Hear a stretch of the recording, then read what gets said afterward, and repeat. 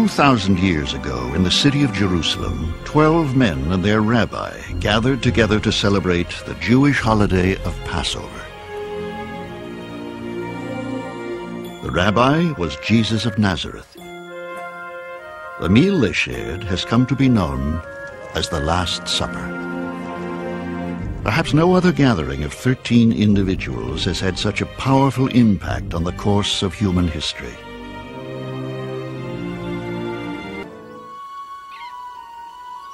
On the morning of the Passover, the disciples ask where Jesus wants to celebrate the feast. He sends Peter and John off with strangely detailed instructions.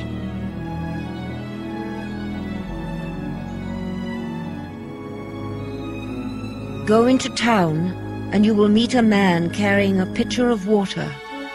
Follow him, and say to the owner of the house to which he goes, "The master says, 'Where is the room for me to eat the Passover with my disciples?' And he will show you a large, upstairs room." Mark 14:12. That night at sundown, Jesus and his followers gather for what has come to be known as the Last Supper, the holiest meal in the history of Christianity.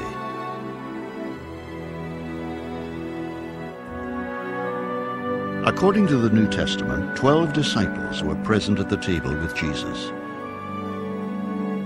For these individuals, the sharing of food had long played a surprisingly important role in their sense of common purpose.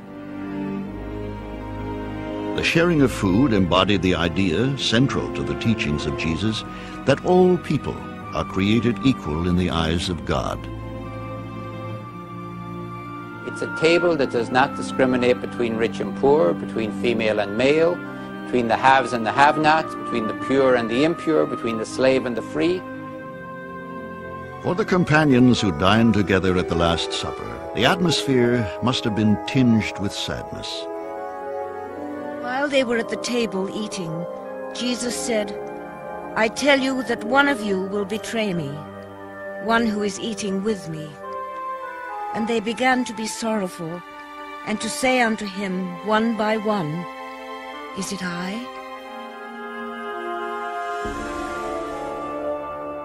Woe unto that man by whom the Son of Man is betrayed. It had been good for that man if he had not been born. Then Judas, who betrayed him, said, "Surely not I, Rabbi." He replied, "You have said so." Matthew 26:25.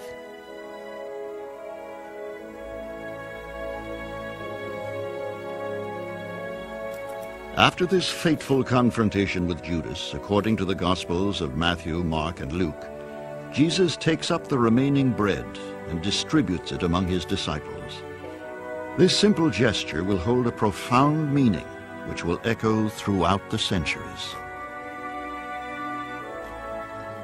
The disciples partake of the bread. Jesus reaches for a cup of red Passover wine. He again offers thanks and passes the chalice among his disciples.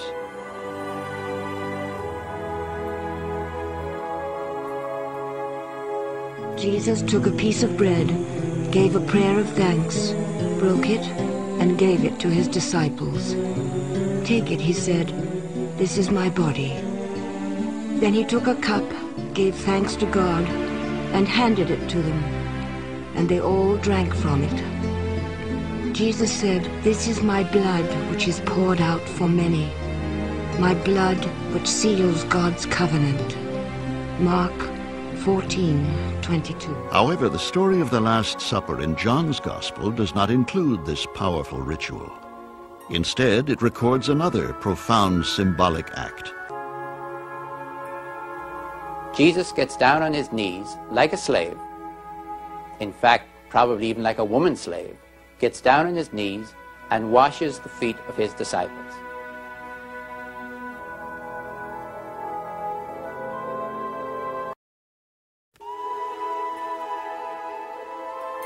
What is the message that Jesus, with this simple act of humility, is attempting to convey? And what Jesus says, you want to run this church? Here's how you do it. You are the servants of the people of God, and it's not poetry. It means getting down on your knees and washing people's feet.